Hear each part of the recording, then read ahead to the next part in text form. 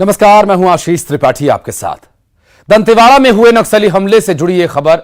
हमले के नक्सली संगठन के दरभा डिवीजन कमेटी ने इसकी जिम्मेदारी ली है। घटना को लेकर दरभा डिवीजन के सचिव ने एक प्रेस नोट जारी किया। इसमें दावा किया गया कि नक्सलियों के लड़ाकू पीएलजीए की टीम ने इस घटना को अंजाम दिया। अरनपुर हमले को सरकारों की ओर से उनके ऊपर की जा रही कार्रवाई का जवाब बताया गया। दरभा डिवीजन के सचिव साईनाथ ने ये प्रेस नोट जारी किया और इस प्रेस नोट के माध्यम से इस हमले की जिम्मेदारी ली नक्सलियों ने और पीएलजीए ने इसकी जिम्मेदारी ली है। प्रेस नोट में हमले को लेकर नक्सलियों ने प्रेस नोट जारी कर ये लिखा, सरकार की तरफ से किए जा रहे हमलों का ये जवाब है। दंतेवाड़ा हमले को लेकर नक्सलियों ने प्रेस नोट जारी किया है और दरभा डिवीजन के सचिव साईनाथ ने ये प्रेस नोट जारी किया और इस हमले का जवाब कब तक सुरक्षा बलों की तरफ से दिया जाता है ये तो अभी कहना जल्दबाजी होगा, लेकिन ये जो हमला है ये सरकार की तरफ से किए गए हमलों का जवाब है। ये नक्सलियों की तरफ से कहा गया उस प्रेस नोट के माध्यम से। पीएलजीए ने जिसकी जिम्मेदारी ली है इस धमाके को लेकर, पीएलजीए की तरफ से एक प्रेस नोट जारी कर ये कहा गया, ये सरकार के हमलों का जवाब है। अरनपुर का आईईडी ब्लास्ट और इस ब्लास्ट में देश के 10 वीर जवानों ने शहादत पाई और एक ड्राइवर शहीद हुआ इस हमले के दौरान, जो कि कायरतापूर्ण आत्मघाती हमला किया गया। छिप करके आईईडी लगाया गया। तो दंतेवाड़ा को लेकर ये जो जानकारी मिल रही है, इस वक्त अहम जानकारी हम आपको बता दें। इस पूरे मामले में दरभा डिवीजन के सचिव साईनाथ ने प्रेस नोट जारी किया और पीएलजीए ने ब्लास्ट की जिम्मेदारी ली है और सरकार के हमलों का जवाब अरनपुर आईईडी का ब्लास्ट है। नक्सलियों की पीएलजीए ने अरनपुर हमले की जिम्मेदारी ली है और प्रेस नोट में सरकार के हमलों का जवाब इसे बताया है।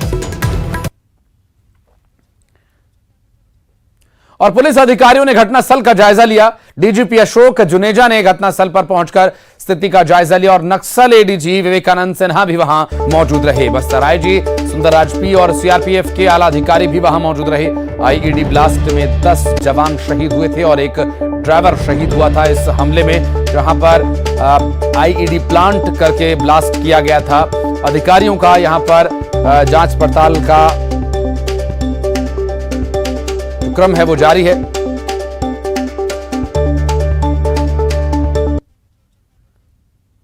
ओरछा रोड पर नक्सलियों ने उत्पात मचाया और सड़क पर गड्ढा खोदकर मार्ग को बाधित कर दिया। नारायणपुर से ओरछा मार्ग पर जाम लग गया। नक्सली दहशत फैलाने के लिए इस तरह की घटनाओं को अंजाम दे रहे हैं। सड़क पर गड्ढा खोद रहे हैं और गड्ढा खोदकर उन्होंने सड़क को अवरुद्ध किया, मार्ग को अवरुद्ध किया और ऐसे में ओरछा रोड पर जाम लग गया। नक्सलियों का ये कायरतापूर्ण एक और कृत्य, सड़क पर गड्ढा खोद दिया और इससे मार्ग अवरुद्ध हो गया।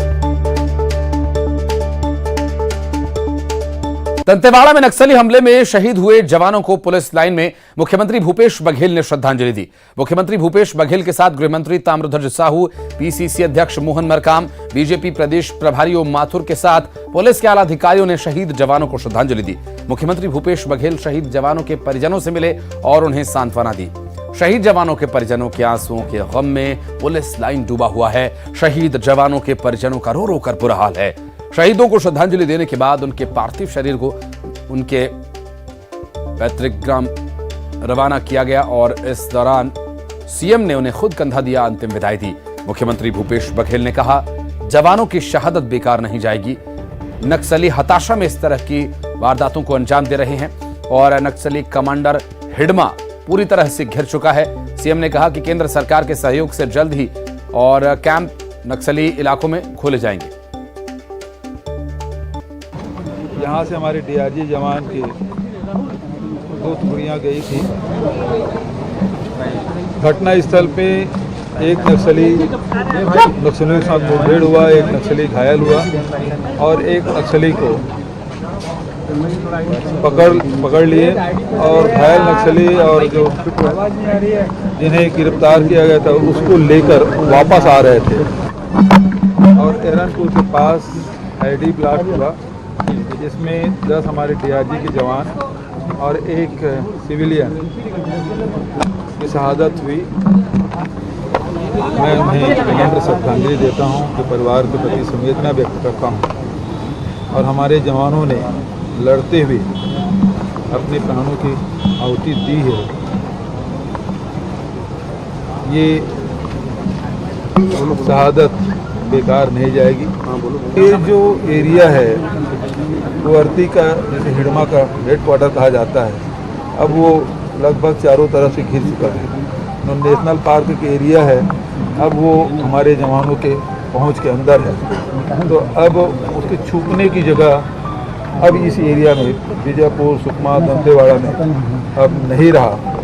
और जो छोटी छोटी सड़कें हैं वो भी बनाई जा रही है, कैंप खोले जा रहे हैं जनता की सुविधा के लिए। पीडीएस साहब, स्कूल, आंगनबाड़ी केंद्र वो सारे खोले जा रहे हैं। तो लोगों का विश्वास सरकार के प्रति बढ़ा है और नक्सली लगातार पीछे हटते जा रहे हैं। और आईडी ब्लास्ट घटना लगभग 2 साल बाद हुई है।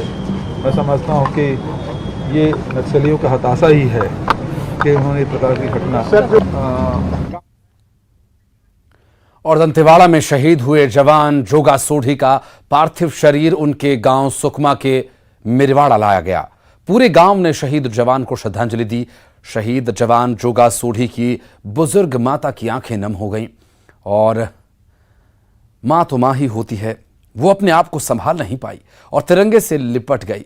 ताबूत के ऊपर चावल और जौ साफ करने लगी।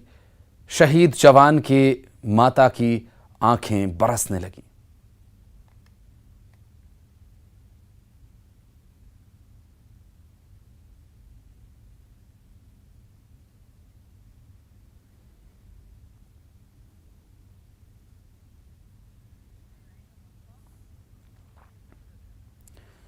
और ये तस्वीरें देखकर निशब्द हो जाएगा कोई भी। शब्दों का यहाँ इस्तेमाल खत्म हो जाता है और उसके बाद कुछ भी कहना लगभग असंभव सा हो जाता है। लेकिन ये नियति है और देश की रक्षा में ये जवान शहीद हुआ है। इस शहादत पर फक्र भी है उतना ही जितना दुख है। और हमारे सहयोगी सत्यनारायण चांडक दंतेवाड़ा से इस वक्त हमारे साथ मौजूद हैं और ममता लांजीवार हमारी सहयोगी इस वक्त लाइव हमारे साथ जुड़ गई हैं। सत्यनारायण, चूंकि जो तस्वीरें सामने आई हैं वो तस्वीरें देख करके बोलना बहुत ही मुश्किल हो जाता है, लेकिन ये नक्सली वारदातें रुकने का नाम नहीं ले रही और जो देश के जवान हैं वो सुरक्षा में लगे हुए हैं और ऐसी शहादतें दे रहे हैं। इसके बाद कुछ भी कह पाना मुश्किल हो जाता है। एक मां के लिए अपने बेटे का शव देखना बहुत ही दुखद।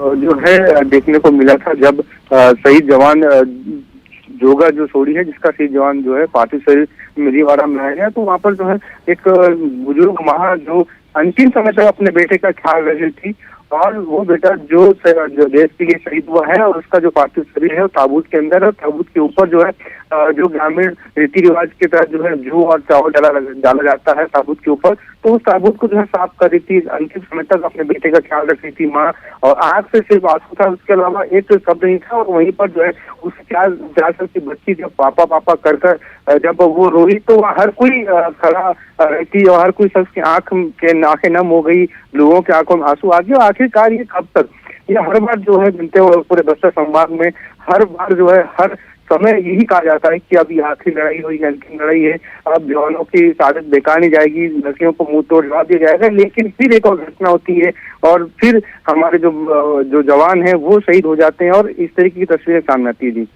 बिल्कुल सत्यनारायण, अब इसका अंत होना ही चाहिए। ममता हमारी सहयोगी रायपुर से हमारे साथ मौजूद है। ममता, 10 वीर सपूतों को हमने खोया, एक ड्राइवर भी शहीद हुआ इस नक्सली घटना में। मुख्यमंत्री भूपेश बघेल खुद वहां पर शहीदों के शोक संतप्त परिवारों से मिलने के लिए गए, शहीद को कंधा दिया उन्होंने। और ये भी जो सत्यनारायण जिक्र कर रहे हैं वो बयान में उन्होंने दिया कि ये लड़ाई अब अंतिम चरण में है और हिडमा को अब छिपने की जगह नहीं मिल रही है। जगह नहीं मिल रही है तो पकड़ा क्यों नहीं जा रहा है? ऐसी शहादतें आखिर कब तक?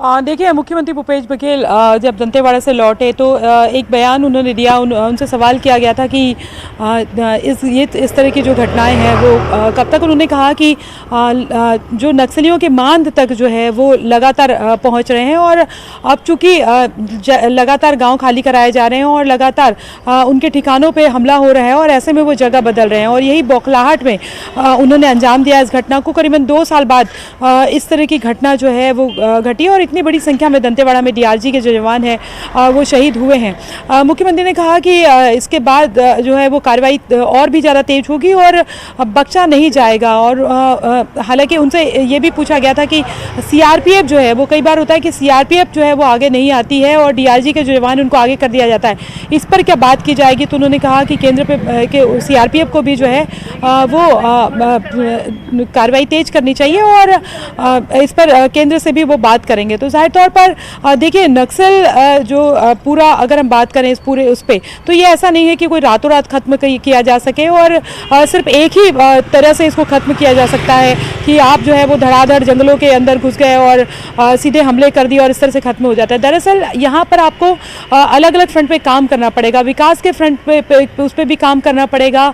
दूसरी बात ये है कि दूसरे और भी जो सोशल जो पहलू है उस पर भी आपको काम करना पड़ेगा, अवेयरनेस भी लानी पड़ेगी कि और इस पर भी और भी सोचने काम करने की ज़रूरत है कि क्यों जो वो बस्तर के जो जवान हैं वो क्यों हथियार उठाकर जंगलों की तरफ जो है वो इस तरह से लड़ाई करने लग जाते हैं। तो ये नक्सली क्यों बन जाते हैं और इसके कारण क्या हैं, इसके सोशल भी अपने और भी बहुत सारे जो है वो कारण होते हैं, इस पर भी काम करने की ज़रूरत है। और राज्य सरकार का ऐसा दावा है कि लगातार जो है उन्होंने कहा कि लगातार विकास के काम किए जा रहे हैं। जिस इलाके पर ये घटना हुई उसके आसपास बहुत ज़्यादा सरकार ने काम किया, वहाँ पर राशन दुकानें खुली, वहाँ पर अस्पताल खोले गए, वहाँ पर रोड बनाई गई, लोगों का जो आना जाना बढ़ा और अभी जो जवान गए हुए थे काफ़ी अंदर तक के चले गए थे और वहाँ से जो लौटते समय ये पूरा जो घटना हुई है। तो उनका कहना है कि लगातार काम कर रही है सरकार, उससे बौखलाहट में है, लेकिन ये ज़रूर है कि लंबे समय से बस्तर जो है वो इसी तरीके से खून से लहूलुहान होता आया है। और इस पर एक बात और भी होती थी कि क्या कार्रवाई तो होगी, लेकिन एक जो शांति वार्ता वाली बात होती थी, क्या कोई पहल की जाएगी, कोई बातचीत की पहल की जाएगी, इस पर भी जो है वो बात करने की ज़रूरत है। दूसरा ये है कि जो राज्यों को मिला करके अलग अलग राज्यों के साथ जो जॉइंट ऑपरेशन करने की ज़रूरत है, सर्चिंग बढ़ाने की ज़रूरत है, इस पर भी बात करने की ज़रूरत है। दूसरी बात, हालांकि मुख्यमंत्री कह रहे थे कि कोई इंटेलिजेंस का फेलियर नहीं है, लेकिन अभी जो समय चल रहा है खासतौर पे इसको लेकर अलर्ट रहने की भी बात कही गई थी। तो कहाँ पर चूक हुई, रोड ओपनिंग पार्टी जो है वो पहले क्यों नहीं थी और भी अलग अलग जो चीज़ें हैं जो कहीं ना कहीं ये बताते हैं कि कहीं ना कहीं इंटेलिजेंस का फेलियर है। तो इस पर भी जो है वो अगली बार जो है वो सबक लेने की ज़रूरत है। इस पूरी घटना के बाद में मुख्यमंत्री भूपेश बघेल ने हाई लेवल जो है वो बैठक भी बुलाई थी और डीजीपी भी शामिल थे और नक्सल ऑपरेशन से जुड़े जो अधिकारी हैं वो भी शामिल थे, उनसे पूरी जानकारी ली गई।